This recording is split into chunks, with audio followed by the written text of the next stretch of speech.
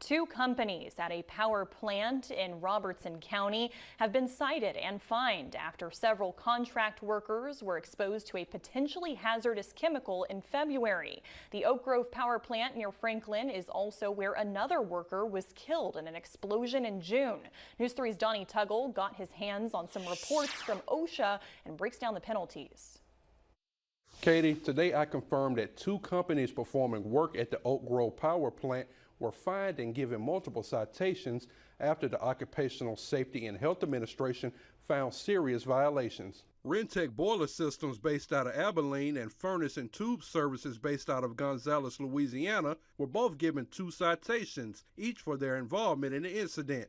According to public records we obtained, Rentech is facing a fine of just over $20,000. Furnace and Tube Services was fined just over $15,000.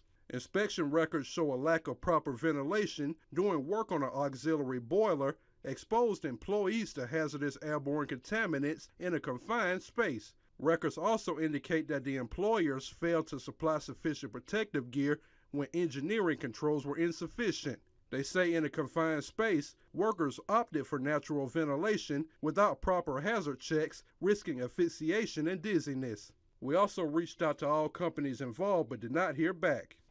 Now, it's worth noting that Luminant, the parent company of Oak Grove, received no fines or citations. As to the death that occurred at that facility in June, that investigation is ongoing. In studio, Donnie Tuggle, News 3.